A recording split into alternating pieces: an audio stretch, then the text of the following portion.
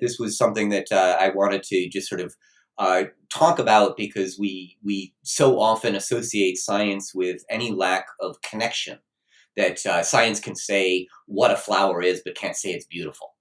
And that idea of appreciating the aesthetics of something is very much appreciating something on the individual level. And that's something that I think is difficult for science to do because you can't get a number for it. But it's the only way to really understand things. And I think it's possible to do within the realm of science, just the way it's impossible for a doctor to treat you as an individual within the realm of being a doctor. It's just hard for some of them.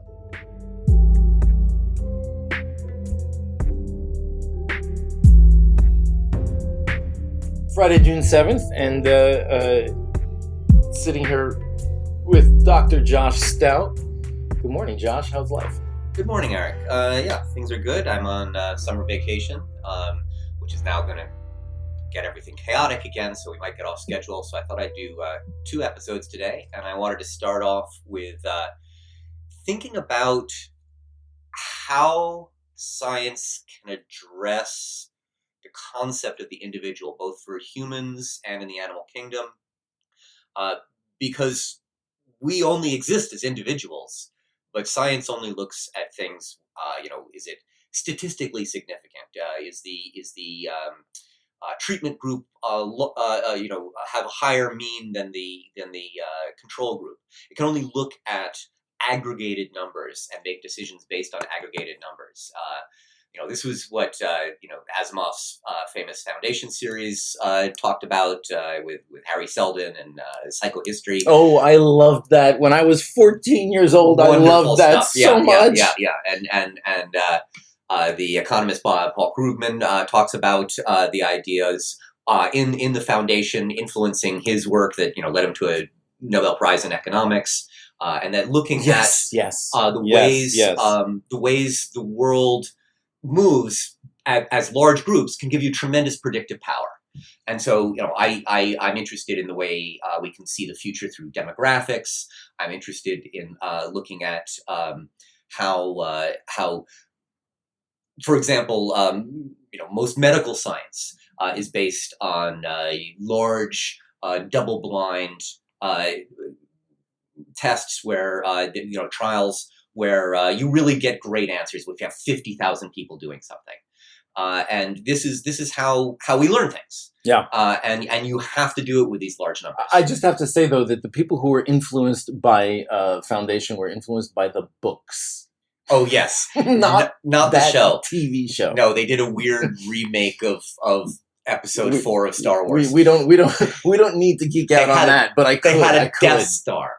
Anyway. Yeah. Moving on. Yeah. But yeah, so the other book he was influenced by, and one that influences me to geek out on these things, is Dune.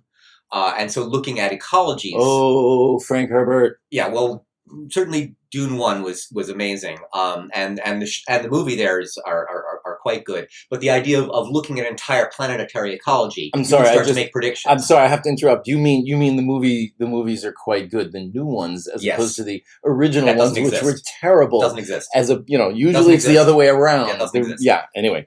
But the idea of again looking at large areas, large movements, you can start to make long-term predictions. Something like global warming. We can actually see what's happening on a planetary scale. Doesn't mean I can tell you when it's going to rain. But when it's going to rain is the only thing that matters to us. It's only the individual occurrences that actually matter. And so you can make sort of large-scale predictions of summers will be hotter, winters won't be as cold, we're going to have more droughts, but also more rain and more wind. But I can't tell you when any of these things are likely to happen. And it's the same thing that doctors are working with. So when they have all this medical information, they then have to tailor something to an individual, and the information they have isn't built for that. It wasn't made to work that way.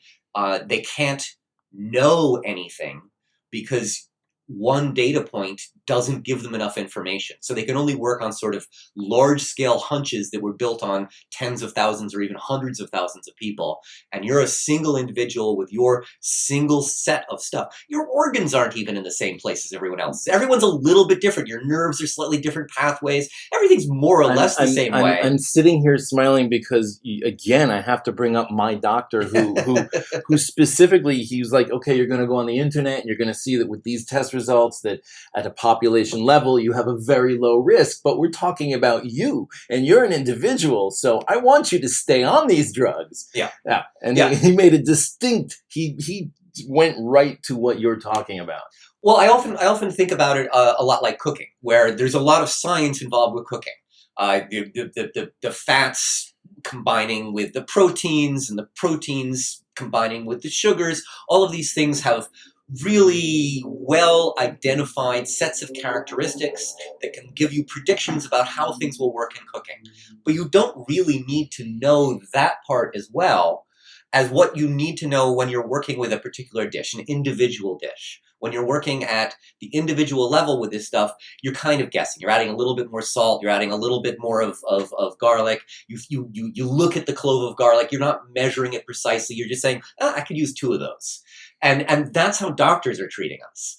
And good ones are like good cooks. They're using what they know about the science of cooking and the kitchen, and then they're trying to bring it into an art form. Yeah. Every meal you could make the same recipe on 2 different days. It probably will not taste exactly the same. My kids asked me how to make fried rice. I'm not sure I can do that. So what I did is I took my ingredients and ran it through ChatGPT, and ChatGPT came out with a standardized version of fried rice, which they then made last week, and it tasted like my fried rice did when I first started and copied a cookbook. And it was amazing. I'm like, oh, I remember this. And I haven't made 2 fried rices the same since then. But they went back to the beginnings, which is why I did it that way. I said, this is a blank sheet that you can add everything to. Mm-hmm. But if you make egg fried rice, you'll know how to do things in the future. So I gave them sort of, here's a standard. And that was, ChatGPT was great for coming up with a standard like that. Again, turning something into sort of a standardized, generalized approach. And then you try and make individual versions of it. Mm-hmm. And so, that's what I'm trying to help my children when they're learning to cook. But this is what absolutely doctors are doing. And I wanted to think about it in terms of the natural world as well. This is not something where it's easy for us to conceive of animals as anything other than all the same. If you look at a sparrow, that's an individual sparrow, but you can't tell it apart from all the other sparrows you see.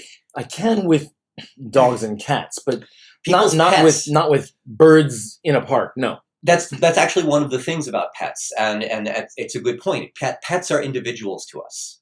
Animals are not individuals. Yeah, pets have personality. They have reality to us.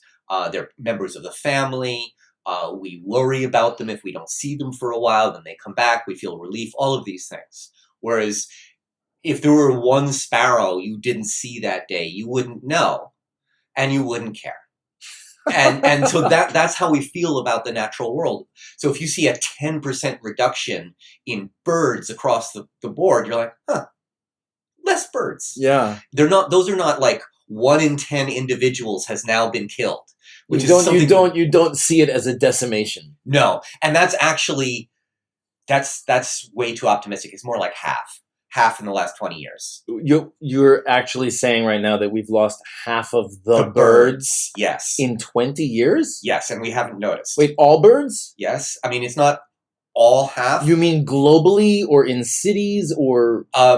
Europe and the United States and developed areas. And it's sometimes 90%. Sometimes it's half. Sometimes it's only a third. So like half of blue jays, which have been doing really well, half of blue jays are gone. Even starlings are down by like 30%. What's happening? Warblers, maybe by 90%.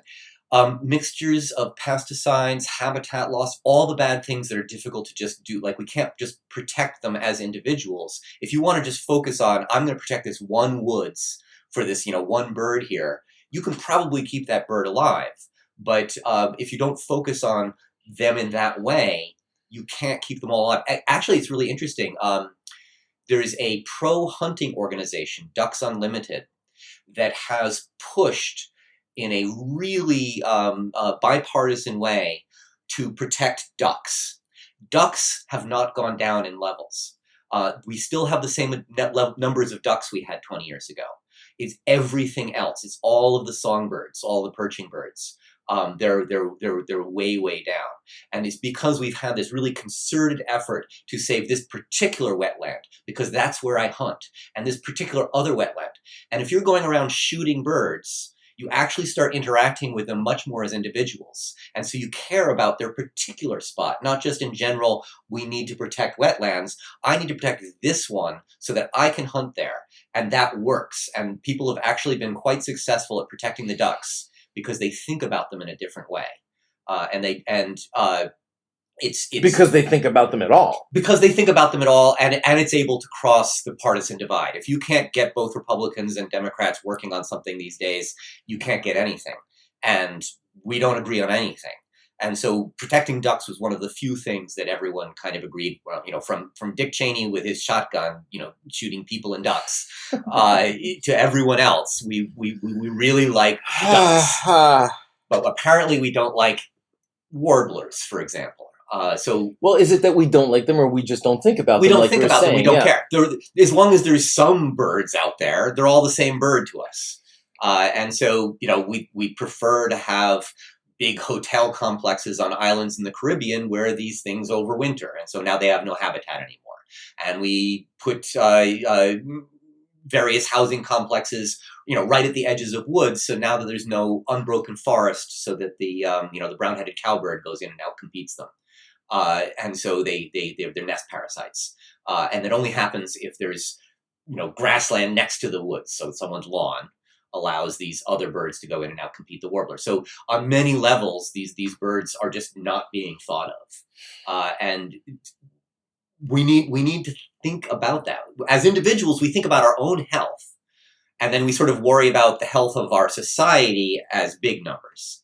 But this is, I think, in many ways how we need to think about working with each other, building communities, acknowledging that these people are individuals. It's with the various wars going on right now, when you hear about them as generalities, you're like, oh, that's bad. But when you see someone who looks just like your kids, who's just been bombed, and you say, oh my God, these are individuals who are actually suffering in this way, it becomes much more acute. It was kind of the story of Vietnam, wasn't it? In many ways, the first war where we Americans had some of those pictures saw. Yeah. And I think it's something that we really need to work on many levels. And I wanted to tell some stories about sort of individual animals I have met. I go out on my porch every morning, and I meditate for roughly half an hour or so. Some sitting, some actual meditating, and I try and be aware of the world around me. And so I'm aware of the birds and the squirrels, and I start to realize I'm seeing the same birds and the same squirrels, and that those are not just squirrels in general, but that's a particular squirrel and that's a particular bird. And I've started to try and interact with them on that level. The first one was probably the most profound. Was I would just go out and I would sit and I would listen to the bird song, and I heard this one that I just thought this was how birds call, but it was amazing. And why did no one know that there was this bird out there that could compose a symphony that would last 10, 15 minutes of solid, like, composed through line, like, story it was telling. And then after 2 years, I didn't hear that bird anymore. It was gone. And so I realized what I'd been listening to was a white-throated sparrow that was the equivalent of Mozart. They actually grow a bigger brain every spring as they get more testosterone, so the males start calling. And they grow a bigger brain over the same part that humans have for language. So it's the FOXP2 regions. So these are regions that are not just producing sounds, but they're interpreting and changing sounds. They're not like a stereotypical frog call. These are the same regions that control, say, a whale song or something like that. So these are communicative patterns that have meaning for the birds. They're not just a stereotype, I sing this way. But if you listen to a white-throated sparrow, they have a very stereotyped call. And it's very simple, and it lasts about 15 seconds. And so I was listening to something that was able to carry a through line over 10, 15 minutes at a time. How did you know it was a black-throated sparrow? White-throated sparrow. I'm sorry, white-throated sparrow. Because of its call. It was still using the same call. I don't want to whistle into the microphone. No, don't do that. But, we'll post a link. It's like a dee dee dee dee dee dee. Huh. And that's it. That's the whole call. But this thing would go like dee dee dee dee dee dee, and then but expanded over long periods of time. It dee dee dee dee dee dee dee dee dee, but better than me. I hope. Yeah, sorry. I mean, like, I'm trying to give an example of how we do. Like, you knew what it should be doing. And it was doing something else, like jazz, but it was like if jazz were done by Philip Glass. It was very slow and minimalist over this very long period of time with huge gaps, but it was like counting. It knew how long the gap was, so that it came in on the right beat when it came in with the next note. And so I thought that this was how all white-throated sparrows were and that no one had ever noticed before. And then I realized it was this individual sparrow. And then when it went away, it was a tragedy. And it was in a world where I could explain this to no one. It's like we'd lost a Mozart and no one had even noticed. And I wondered a lot. First, I needed to figure out which bird it was. So I figured out what bird it was. And then I started listening for them. I'm like, do they do this? And they actually do get better. They start in February, and then they get better over the course of the spring as their brain gets bigger and they get practice and they've heard other birds. And I do hear them get better at it. And they'll get to where they actually go back and forth. They'll do a call and response. So if one goes dee dee dee dee, the other one will go dee dee dee dee. And so they're remembering the calls and then playing them back to each other. But this one had figured out how to do it with himself. He was able to remember his call over a long period of time and then relate to it. When I'm up at the in the country, it's in Stillwater. There'll be larger groups of white-throated sparrows because there's more sparrows up there and because it's quieter so they can talk to each other. And I'll hear them doing something closer to a symphonic experience where you'll hear sparrows on one side of a lawn talking to them on the other side, and you'll hear them further away, and they'll all be in a conversation back and forth, but it still only lasts 3 or 4 minutes tops. This guy could go 10, 15 minutes. I was just blown away by it. And I don't know what to say other than there was a brilliant individual sparrow. And we don't think about them that way. We don't think about sparrows that way. We don't think about birds this way. And if we want to protect them, this is how we need to think about them. I saw this as a tragedy. What happened to it? Was there a cat? What could we do to stop this ever happening again? But these are difficult things to think about when it's all just birds. Mm-hmm. I had similar relationships with individual birds since then because I realized I could. They've gotten rid of some of the stray cats, which is good for the birds, but it means the rats come in. So if you feed the birds and you have bird seeds, you have rats coming in, so you can't feed the birds. So we've been feeding the birds, and now we had to stop feeding the birds. And so I started feeding individual birds. And so I would go out and I would put a couple of bird seeds on the railing directly in front of me as I sat and meditated. And I was not doing it for birds in general. I was doing it because I knew a bird and thought I could feed him. So over the course of the prior 2 years, I'd been watching this cardinal.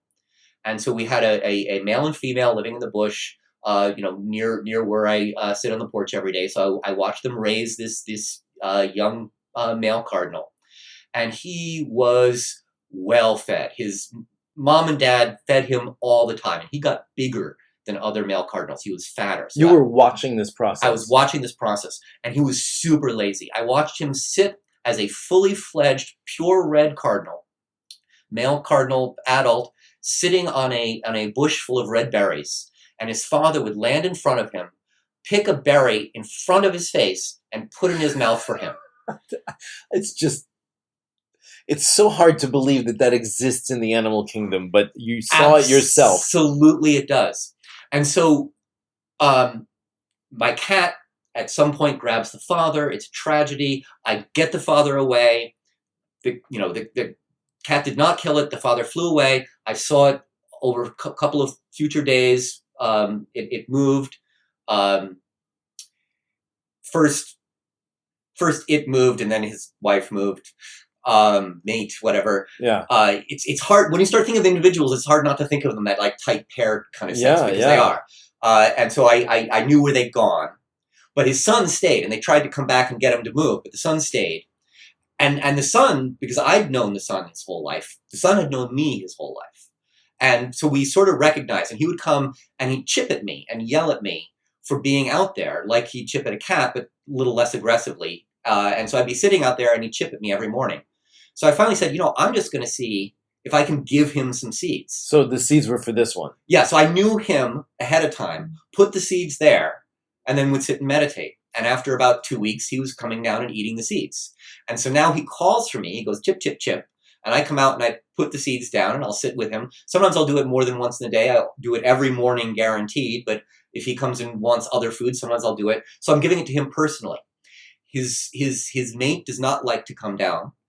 So she sits up there. He carries the seeds up for her, cracks them, and puts them in her mouth. So he learned from his father how to do this, and now he's treating his mate this way, which is lovely. And so he's very affectionate. He's fat. He's getting a little bit, he's having a hard time as a dad. He's doing a lot of work. He looks a little beaten up. He's missing patches of feathers here and there. Wow. He's look a little bit scruffy. He's not as sleek as he once was, but he's still bigger than the other cardinals out there, and he's still the one I'm coming to. There's now a blue jay that has started following him around, kicking him out and stealing his seeds. And this particular blue jay, and I think I know which one it is. I'm not positive, but about 4 years ago, while I was meditating, there was a family of blue jays that had just hatched, and they were basically everywhere in the yard. And one of them, I was wearing a blue shirt, and it came and leaned forward and was begging for food from me because it thought I was a giant blue jay. And I knew I couldn't move. And as soon as I moved, it was really upset because I'd fooled it into thinking I was a blue jay. And so it was angry at me. And so every day for months after that, it would bring its whole family to see me and yell at me. And they would all just sit in the tree yelling at me. And then after a year of this or so, they'd gone from the really aggressive call of a blue jay to the less sort of aggressive whistling calls. And then it was just him. His whole family wouldn't come anymore. They got tired of this. They got tired of this. But he stuck around in the neighborhood. So I think it's that blue jay that is now coming for the food as well, because he's known me his entire life. He's not just coming for the food, he's taking it from the cardinal, but also because he's known me his entire life. And so he's comfortable with me. And so I always make sure I take in the cats when I'm out there. If I'm meditating, there's going to be no cats. Now, other times of day, I can't guarantee that. But if I'm out there sitting, no cats. And so I don't know what they know, but they sort of have this relationship with me that I have now built. And so if you start seeing what's in your backyard as an individual, it's very, very different than when you see them as just groups of birds. And it does matter. You really do have to pay attention. And this is happening all the time. It doesn't have to be sitting there looking at it every single day. You can have moments where you're noticing something as an individual, just once. When I was a kid, there was a blue jay that lived outside my bedroom in a tree right there. And I didn't really think about it as any particular blue jay, but it was, there was a blue jay that lived in the tree there. And one time there was probably a Cooper's hawk was chasing it, and it flew right at my bedroom window. And then at the last second pulled up, and the Cooper's hawk slammed into my window. And the blue jay sat in the tree and went, nyah, nyah, nyah, nyah.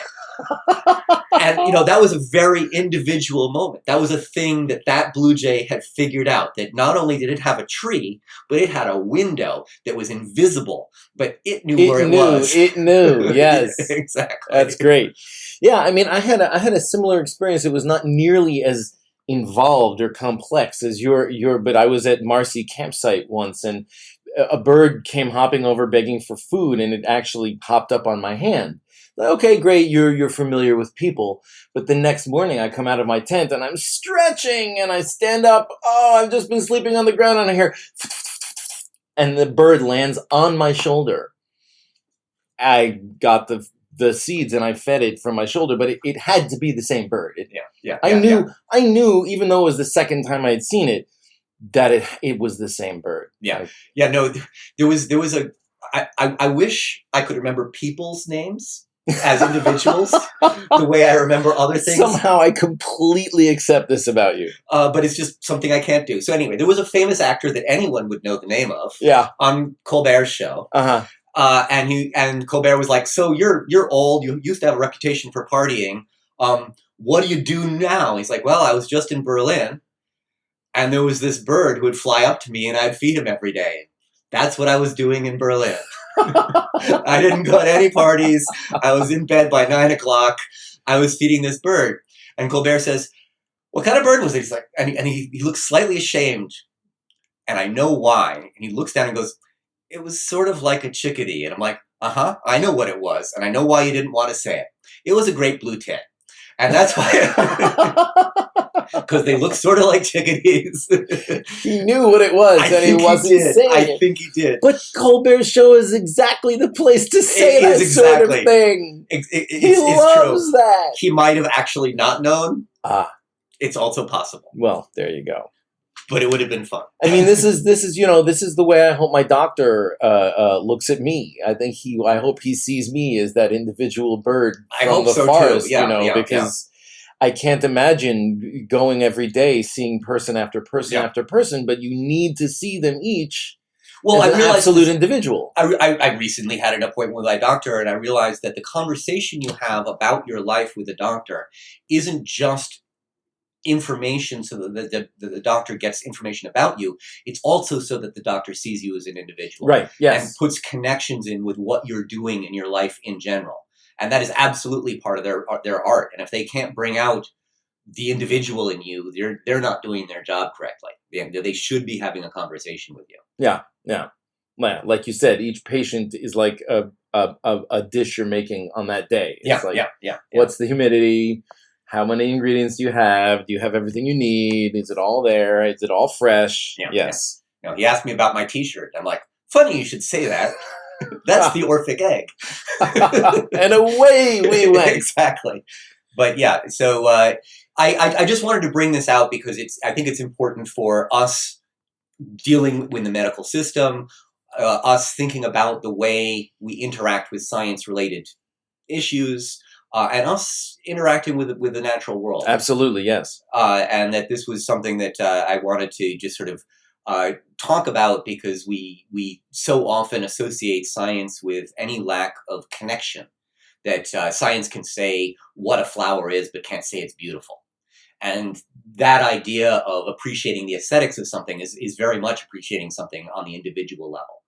And that's something that I think is difficult for science to do because you can't get a number for it.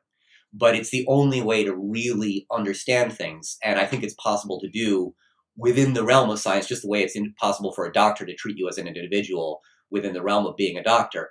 It's just hard for some of them. Yeah, I mean, what it is... They start seeing you as cogs. What it is, it takes people who can understand, across the boundaries of fields of study, fields of interest, different disciplines. It's fascinating. You were talking about having a lawn right up against woods can be invasive in the woods and can impact that. That requires that people who do urban planning understand climate science and social policy, and it's fascinating, Yeah, and it no. also seems almost impossible. And it would be very difficult, because if you looked at that boundary between the lawn and the forest, it would be the most diverse spot. You'd have more birds there than in the lawn or the forest. But they wouldn't be able to breed successfully because they would be parasitized. So it looks like a great habitat. It is a great habitat to live in, but they can't breed in it.